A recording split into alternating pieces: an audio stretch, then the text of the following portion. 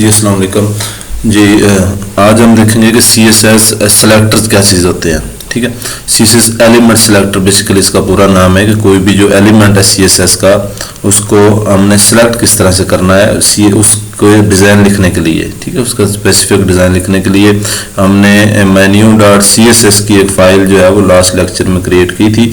तो यहाँ पे देखें तो हमने ये UL जो यहाँ पे लिखा हुआ है, ठीक है, या ये स्टैरक आ रहा है, ये UL लिखा हुआ है, nav li ये सिलेक्टर है। ठीक है, ये सिंटैक्स हमें पता है सी एस एस लिखने का। जनरल सिंटैक्स जब हमने देखा था तो हमने उस वक्त कहा था कि जनरल सिंटैक्स जो सी एस एस का है वो शुरू में सिलेक्टर होता है, ठीक है, फिर ब्रैकेट करली ब्रैकेट ओपन होती है, फिर हम सी एस एस लिखते हैं, फिर करली ब्रैकेट जो क्लोज कर देते हैं। ठीक है, तो यहाँ पे ये सिलेक्टर, ये स्टैरक जो है ये तब मखसूस किस्म का एक ख़ास किस्म का सिलेक्टर है, एलिमेंट सिलेक्टर है, और ये यूनिवर्सल सिलेक्टर है। ठीक, ये तमाम एलिमेंट्स जितने भी उस डॉक्यूमेंट में एलिमेंट मौजूद होते हैं, जिस तरह अगर हम ये table.html की बात करें तो यहाँ पे जितने भी एलिमेंट है, बॉडी है, nav है, ul है, lia है, h1 h2 table tr th वगैरह जितने भी एलिमेंट हैं, इन सब पे ये वाली CSS अप्लाई होगी। ठीक है, जो यहाँ पे हमने लिखी मार्जिन पैटर्न 00,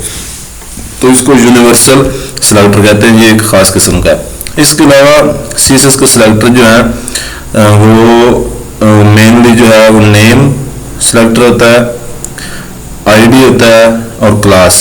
ठीक है, और भी हैं, आप एट्रीब्यूट्स वगैरह से भी कर सकते हैं, लेकिन मेन जो है जो हम डिस्कस करेंगे वो ये तीन किस्म के सिलेक्टर डिस्कस करेंगे। ठीक है, ये आगे नेस्टेड सिलेक्टर, ग्रुप सिलेक्टर भी हम देखेंगे ये क्या चीज़ होती है, बहरहाल वो बाद की बात है। तो सबसे पहले नेम सिलेक्टर, CSS का नेम सिलेक्टर क्या है। तो हम नेम सिलेक्टर जो है वो ऑलरेडी यूज़ कर चुके हैं, इसका हमें आइडिया हो चुका है कि हम उस एलिमेंट का नाम लिख लेते हैं। ठीक है, सिलेक्टर की जगह पे उस एलिमेंट का नाम लिखते हैं, उसका टैग का नाम लिखते हैं। जिस तरह से यहाँ पे हमने UL जो है, इस UL पे जो स्टाइल अप्लाई करना था, UL टैग का नाम लिखा, यानी उस एलिमेंट का नाम लिया और यहाँ पे आगे CSS लिख दी। ये सारा जो स्टाइल है, ये सारा जो सारी जो CSS लिखी गई है, ये इस UL के ऊपर ही सिर्फ अप्लाई नहीं होगी, बल्कि अगर इसके अलावा भी UL जो है वो यहाँ पे है, कोई यहाँ पे नहीं है इस table.html में, लेकिन अगर जितने भी UL एलिमेंट्स होंगे, जितने भी UL टैग होंगे, इसके ऊपर ये वाली CSS जो है वो अप्लाई हो जाएगी। उस डॉक्यूमेंट में जितने भी UL एलिमेंट होंगे, ठीक है, उसके ऊपर ये CSS अप्लाई होगी। ठीक, इसी तरह से फिर हमने ये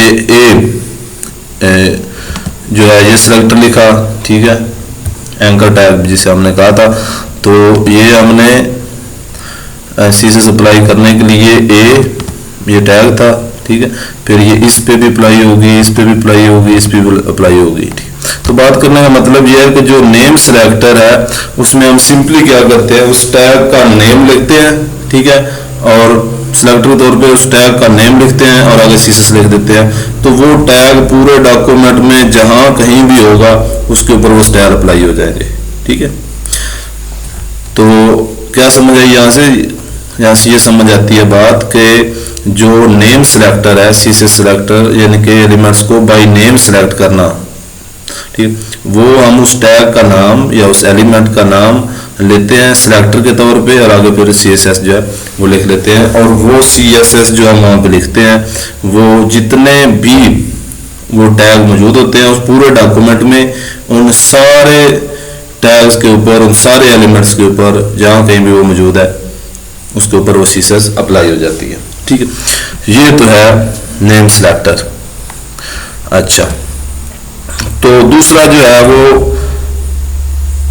मेन जो सिलेक्टर है वो है आईडी।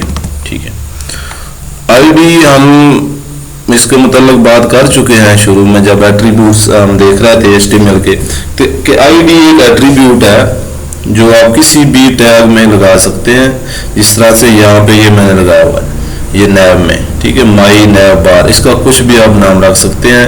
आईडी कुछ भी हो सकती है किसी भी टैग की, लेकिन नॉर्मली जो है बेस्ट प्रैक्टिस जो है या रिकमेंडेड अप्रोच जो है वो ये है कि जितने भी एलिमेंट्स हैं उनकी आईडी एक दूसरे से मुख्तलिफ होनी चाहिए।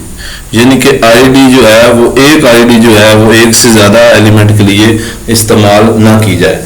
ठीक है, तो आईडी जो है ये यूनिकली आइडेंटिफाई करती है हर एलिमेंट को, हर एलिमेंट को आईडी जो है ये यूनिकली आइडेंटिफाई कर रही होती है। ठीक है, इसका फायदा क्या होता है? इसका फायदा ये होता है कि अगर आपने सिर्फ एक पर्टिकुलर एलिमेंट के ऊपर कोई खास किस्म की चीज सप्लाई करनी हो तो उसके ऊपर आप उस पर्टिकुलर यानी कि उस मखसूस या उस एक एलिमेंट को भी आप सिलेक्ट करके उसके ऊपर सीएसएस लिख सकते हैं। फर्ज करें हमारे पास ये सारे एक टैग लिखे हुए हैं, ठीक है, तो मैं चाहता हूं कि जो ये लॉगिन वाला है ना, ये लॉगिन वाला, ठीक है, ये बाकी जो जितना ये मेन्यू एट्रीब्यूट्स हैं उनसे मुख्तलिफ नजर आए। ठीक है, बाकी जो है वो सारे एक जैसे नजर आए, लेकिन जो लॉगिन वाला जो है ये उनसे मुख्तलिफ नजर आए। ठीक है, पहले हम देख लेते हैं ये पहले किस तरह से नजर आ रहे हैं। ठीक है, पहले ये नजर आ रहे हैं हमारे पास सारे एक जैसे। ठीक है, बैकग्राउंड कलर इनका जो है वो ब्लैक है और बाकी टेक्स्ट जो है वो अंडरलाइन है और वाइट कलर है। मैं चाहता हूँ कि लॉगिन जो है ना इसका जो कलर है वो पिंक हो जाए, डीप पिंक। ठीक है, तो लेट्स से इसको ट्राई करते हैं। तो सबसे पहले मैं क्या करूंगा कि मैं इसको एक आईडी जो है वो दूंगा, आईडी का एट्रीब्यूट लिखूंगा, उसका नाम फर्ज करो मैं लिख देता हूं लॉगिन मेन्यू, कोई भी आईडी लिखी जा सकती है। अब लॉगिन मेन्यू जो है और किसी भी यहाँ पे एलिमेंट्स की या टैग की जो है वो आईडी नहीं होगी। ठीक है, अब ये आईडी मेरे पास आ गई। अब इसको सिलेक्ट सीएसएस में मैंने लिखना है। ठीक, यहाँ पे तो नेम में तो हम सिंपल जो है वो नाम लिख लेते हैं। ठीक है, ये देखें LIA वगैरह। तो आईडी सिलेक्टर जब आपने इस्तेमाल करना है तो आईडी लिखने से पहले आपने हैश लगानी है। आईडी सिलेक्टर जो है उसके शुरू में हम हैश लगाते हैं और आगे आईडी जो है वो लिख देते हैं। ठीक, तो हमने आईडी क्या लिखी थी इसकी जी, आईडी हमने लिखी थी लॉगिन मेन्यू। इसको यहाँ से कॉपी करते हैं, कॉपी करने के बाद हैश और आगे आईडी। ठीक है, तो ये बाई आईडी हम जो है उस एलिमेंट को सिलेक्ट कर रहे हैं, किसी एक एलिमेंट को। ठीक है, अच्छा जी, मैं चाहता हूं कि इसका जो कलर है वो डीप पिंक हो जाए। ठीक है, अब आए जी यहाँ पे, सॉरी, ये देखें जी इसका पिंक हो गया।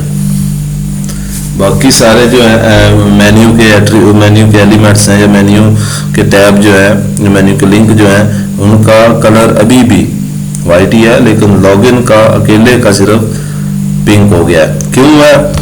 क्योंकि हमने यहाँ पे सिर्फ उस एक एलिमेंट के लिए ये सीएसएस लिखी है कि उस एक एलिमेंट पे वजह सीएसएस अप्लाई हो, बाकी का कलर वाइट है। ये ए का कलर वाइट हमने लिखा हुआ है। ये वाला जो है बाई नेम ये सारे एलिमेंट, सारे एक एलिमेंट जो उनको ऊपर अप्लाई हो रहा है। ठीक है, लेकिन जब हमने किसी एक मखसूस ए को बाई आईडी सिलेक्ट किया, ठीक है, तो ये वाला ओवरराइड हो जाएगा और डीप पिंक जो है ये इसका कलर अप्लाई हो जाएगा।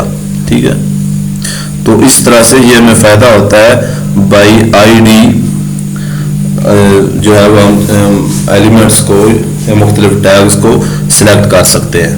ठीक है, तो आईडी सिलेक्टर जो किस तरह से काम करता है कि आप मेन्यू, आप उस एलिमेंट, किसी भी एलिमेंट को जो है वो आईडी एक देते हैं, उसको कोई भी आईडी दे सकते हैं, लेकिन एक पेज पे एक डॉक्यूमेंट में सारे हर एलिमेंट्स की जो आईडी है वो दूसरे किसी एलिमेंट से मिलती ना हो, यानी कि यूनिक हो, हर एक की आईडी यूनिक होनी चाहिए। ठीक, अच्छा, तो उसके बाद सीएसएस जब लिखनी है तो आईडी से पहले हैश लगा देना है। ठीक है, हैश लगा के आगे आपने बाकी वो जनरल सिंटैक्स जो है उसी तरह है कि यहाँ पे आपने सिलेक्टर लगाना है, आपने कर्ली ब्रैकेट ओपन करनी है, सीएसएस लिखनी है और कर्ली ब्रैकेट क्लोज कर देनी है। ठीक, बाकी वैसे ही है, सिर्फ ये यहाँ पे है कि जब हम बाई नेम जो सिलेक्ट कर रहे होते हैं एलिमेंट्स को या टैग को तो सिर्फ नाम लिखते हैं, जब आईडी से करते हैं तो शुरू में हैश लगा के फिर आगे आईडी लिखते हैं।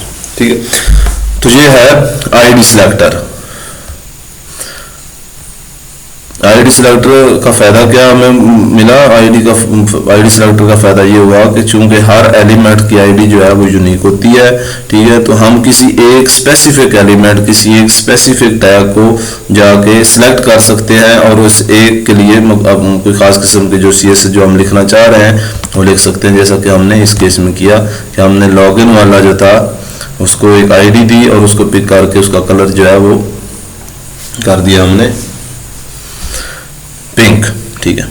ये वो इस तरह से आईडी सिलेक्टर जो है वर्क करता है। आप बाकी ये जितने भी एलिमेंट्स हैं उनकी भी कुछ आईडीज वगैरह दे के आप चेक कर सकते हैं इसको अपने टेस्टिंग के लिए, ठीक है। अच्छा, तो तीसरा जो सिलेक्टर है वो है क्लास, ठीक है। क्लास में हम क्या करते हैं, हम एक ही तरह के, ठीक है, एक ही तरह के या एक ही जैसे इस एलिमेंट्स जो हैं उनको एक क्लास में रख लेते हैं, ठीक। एक क्लास में रखने का मतलब ये है कि कुछ एलिमेंट्स जिन पे एक जैसा स्टाइल हम अप्लाई करना चाहते हैं, ठीक है, ऐसे एलिमेंट्स जिन पे काफ़ी सारे एलिमेंट 2, 4, 7, 8, 10, 100 एलिमेंट भी हो सकता है, जिन सब पे हम को कुछ स्टाइल जो है उन सब पे अप्लाई करना चाहते हैं, ठीक है, तो उन सब को एक ही क्लास दे देते हैं, उन सबको एक ही क्लास दे देते हैं और एक क्लास देने के बाद उस एक क्लास के अगेंस्ट जो है वो हम CSS लिख लेते हैं। फर्ज करें मैं यहाँ पे आपको करके दिखाता हूँ कि फर्ज करें जो हमारे पास ये है सब्जेक्ट वाला जो कॉलम है वो हम दिखाना चाहते हैं, उसको कोई क्लास दे देते हैं। फर्ज करें मैं इसको क्लास का एट्रीब्यूट दे रहा हूं सब्जेक्ट, ठीक है। इसी तरह से यहां पे भी क्लास दे दी सब्जेक्ट, ठीक है। फिर ये भी चूंकि सब्जेक्ट ये मैथमेटिक्स भी, तो इसको भी क्लास दे दी सब्जेक्ट।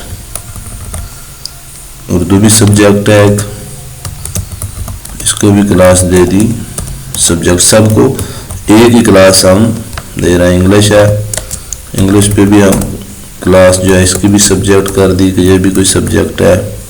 फिर पाक स्टडी आता है, पाक स्टडी पे भी हमने सब्जेक्ट की क्लास अप्लाई कर दी, ठीक है। अब फर्ज करें हम चाहते हैं कि जो सब्जेक्ट वाला है ना इसका कलर हम कोई डिफरेंट रखना चाहते हैं बाकियों से, ठीक है। फर्ज करें हम इसका कलर जो है वो यहाँ पे रख लेते हैं ब्लैक करके देख लेते हैं, ठीक। तो अब क्लास हमने अप्लाई कर दी और क्लास सिलेक्टर जो है जिस तरह आईडी के शुरू में हम लगाते थे ना हैश, तो क्लास के शुरू में हमने डॉट लगाना है, ठीक है। डॉट का मतलब है कि ये क्लास सिलेक्टर है, हैश का मतलब है कि ये आईडी सिलेक्टर है, और खाली नाम लिखेंगे ना डॉट लगाएंगे ना हैश लगाएंगे, इसका मतलब है ये बाय नेम हम उस एलिमेंट को सिलेक्ट कर रहे हैं। तो सब्जेक्ट फर्ज करें मैं कहता हूँ कलर इसका जो है वो कर दें ब्लैक जो है उसका ये भी कोड होता है एक, ठीक है। अब 00 जो है वो 8 दफ़ा लिख सकते हैं, 00 3 दफ़ा भी लिखी जा सकती है, ठीक है। या आप अगर इससे कंफ्यूज हो रहे हैं तो इसको ब्लैक कर देते हैं, ठीक है।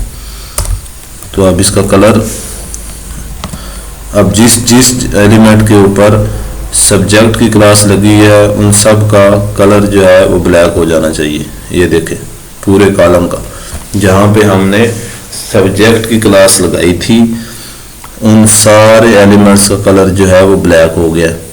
अब इसमें फर्ज करें जो हमारे पास ये हेडिंग वाला था, ठीक है, इसका हम चाहते हैं कि इसका जो फॉन्ट साइज है वो थोड़ा सा ज़्यादा हो बाकियों से, ठीक है। तो हम क्या करेंगे जी, हम इसमें ये करते हैं कि वो सब्जेक्ट इसके ऊपर हम आईडी को अप्लाई कर देते हैं कि ये जी सब्जेक्ट हेडिंग है, ठीक है, ये सब्जेक्ट हेडिंग है, आईडी लिख दी। अब इस आईडी के ऊपर हम जाके आईडी सब्जेक्ट हेडिंग, हम कहते हैं जी इसका जो फॉन्ट साइज है वो कर दो 18 पिक्सल, ठीक है। इसके अलावा इसके फॉन्ट जो है हमारे पास स्टाइल अंडरलाइन कर दें, सॉरी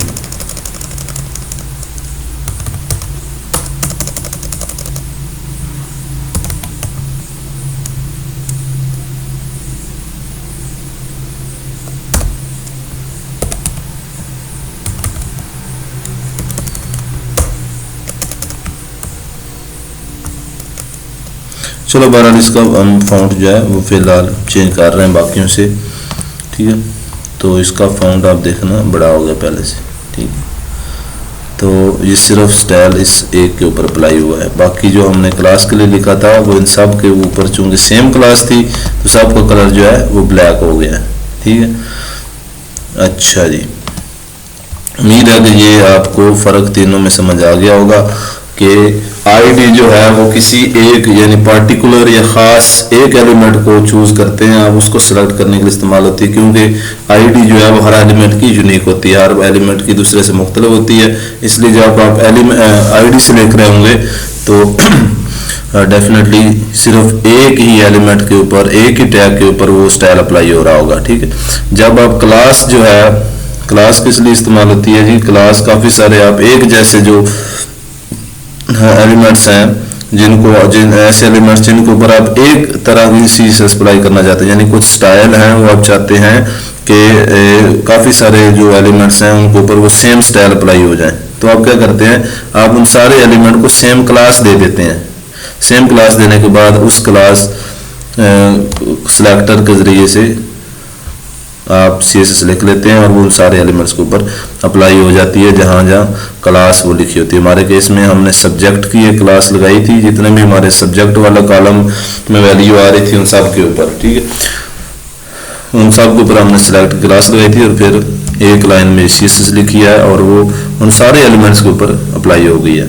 तो दूसरी चीज़ जो यहाँ पे समझने वाली है कि क्लास से जब आपने सेलेक्ट करना है कोई एलिमेंट तो क्लास नेम से पहले आपने ये डैश सॉरी ये डॉट लगाना है, ठीक है। और जब आप आईडी से किसी एलिमेंट को सिलेक्ट कर रहे होंगे तो आईडी से पहले, आईडी नेम से पहले आपने हैश लगाना है, ठीक है। अगर कुछ भी नहीं लगाएंगे तो वो समझेगा कि ये आप बाय नेम एलिमेंट को सिलेक्ट कर रहे हैं। तो ये तीन तरह के सिलेक्टर हैं, बेसिकली तीन तरह से आप किसी एलिमेंट को सिलेक्ट करके उसके लिए सीएसएस लिख सकते हैं, ठीक है। यानी उस एलिमेंट को टारगेट कर सकते हैं, एक बाय नेम है, दूसरा बाय आईडी है और तीसरा बाय क्लास है, ठीक है। तो उम्मीद है आपको ये समझ आ गया होगा तीनों का फ़र्क क्या है, ठीक है। नेक्स्ट लेक्चर से इंशाल्लाह जो है वो हम बाकायदा सीएसएस जो है वो अपने जो हमारे पेज हैं ये इनको बाकायदा डिज़ाइन करना जो है वो शुरू करेंगे, ठीक है। तब तक के लिए अल्लाह हाफिज़।